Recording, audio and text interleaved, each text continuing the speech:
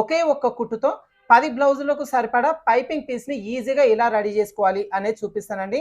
ఇప్పుడు నేను చూపించబోయే ఈ ట్రిక్‌తోని మీరు ఈ పైపింగ్ పీస్ అనేది రెడీ చేసుకోండి. ఒక్క చిన్న ముక్క క్లాత్ కూడా వేస్ట్ అవ్వదు. అదే విధంగా జాయింట్లు వేసుకోవాల్సిన పని కూడా లేదన్నమాట.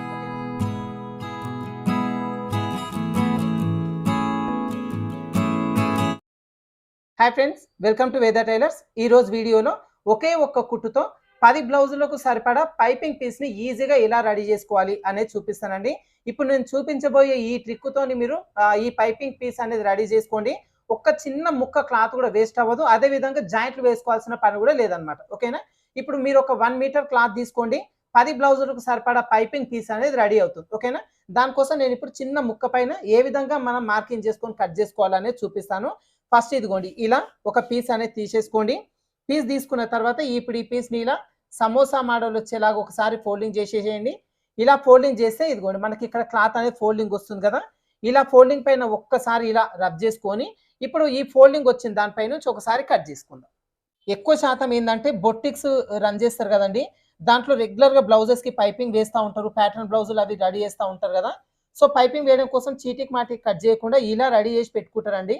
అందుకోసం మీకు యూజ్ అవుతుందని చెప్పి నేను ఈ ట్రిక్ అయితే చూపిస్తున్నా. ఇదిగోండి ఇప్పుడు ఈ విధంగా మనకు మధ్యలోకి కట్ చేసుకున్నాం కదా. ఇలా కట్ చేసుకున్న తర్వాత ఇప్పుడు ఈ పీస్ని ఇదిగోండి ఈ విధంగా ఆపోజిట్ డైరెక్షన్లో ఈ విధంగా పెట్టేసుకోవాలి. ఓకేనా? ఇప్పుడు ఈ పీస్ పైన కరెక్ట్గా ఎడ్జ్ దగ్గర ఈ విధంగా పెట్టేసుకొని ఇక్కడ ఒక 1/2 ఇంచు ఖర్చు ఉండేలాగా ఈ చివరి నుంచి ఈ చివరి వరకు ఒకసారి కుట్టు వేసేసుకుందాం. ఇదిగోండి ఇక్కడ కుట్టు వేసుకునేటప్పుడు ఈ చివరిన పైన పీసు ఒక 1/2 ఇంచు ముందుకు వచ్చేలాగా చూసుకొని ఇప్పుడు ఇక్కడ నుంచి 1/2 ఇంచు ఖర్చు ఉండేలాగా కుట్టు వేసేసుకుందాం.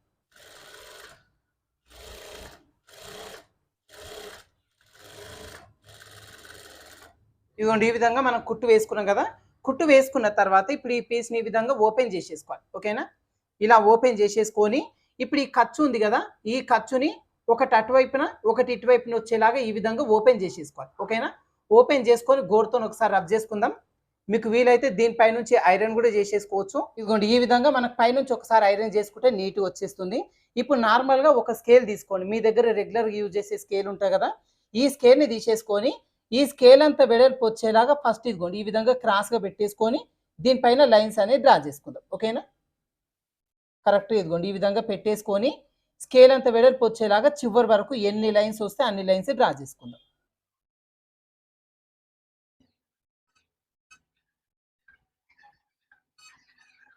ఇదిగోండి ఇలా డ్రా చేసుకున్న తర్వాత మనకి చివరిన కొంచెం తగ్గిపోయింది కదా, తగ్గిపోయిన ఈ పీస్ వరకు మనం కట్ చేసుకుందాం.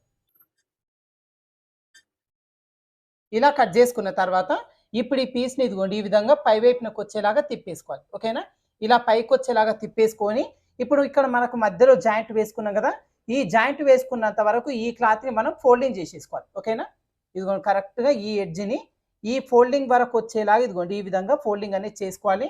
అదేవిధంగా ఈ ఎడ్జ్ని కూడా ఇటువైపునకు వచ్చేలాగా ఇదిగోండి కరెక్ట్గా ఇలా ఫోల్డింగ్ అనేది చేసేసుకోవాలి. ఓకేనా? ఇలా ఫోల్డింగ్ చేసుకునేసరికి మనకి ఇదిగోండి అన్ని పీసులు వచ్చి లైన్స్ అన్ని కరెక్ట్గా మ్యాచ్ అయిపోయినాయి కదా.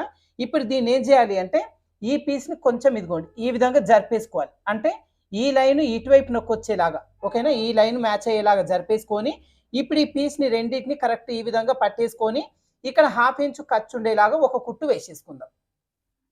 ఇదిగోండి ఈ కుట్టు వేసుకునేటప్పుడు కూడా కరెక్ట్గా ఖర్చు అనేది 1/2 ఇంచు ఉండేలాగా చూసుకోవాలి.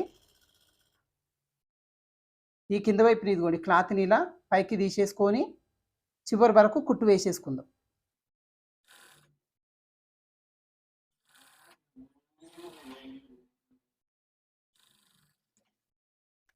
ఇదిగోండి ఇప్పుడు ఇక్కడ నుంచి ఇక్కడ వరకు కరెక్ట్గా కుట్టు వేసేసుకున్న తర్వాత ఈ పీస్ని ఒకసారి ఇదిగోండి ఈ విధంగా సరి చేసుకుంటే మనకి సర్కిల్ షేప్లో మొత్తం రౌండ్ షేప్లో వచ్చేస్తుంది అనమాట. ఇలా రెడీ అయిన ఈ క్లాత్ని ఇప్పుడు ఇదిగోండి ఈ చివరిన మనకు కొంచెం ముందుకు జరిపేసుకున్నాం కదా, ఈ చివరి నుంచి కరెక్ట్గా మనకి ఇక్కడ లైన్ కనిపిస్తుంది కదా, ఈ లైన్ ప్రకారంగా మనం కటింగ్ అనేది చేసేసుకోవాలి. ఓకేనా? ఇదిగోండి ఈ విధంగా మనం లైన్ డ్రా చేసుకున్న ప్రకారంగా లైన్ పై నుంచి కట్ చేసుకుంటే సరిపోతుంది. ఇది పెద్ద పీస్ లాగా రెడీ అవుతుందండి. ఇప్పుడు నేను చిన్న ముక్క పైన చూపించినాను కదా, మొత్తం ఇది కట్ చేసిన తర్వాత చూపిస్తాను ఈ పీస్ ఏ విధంగా క్రాస్ వచ్చింది అనేది.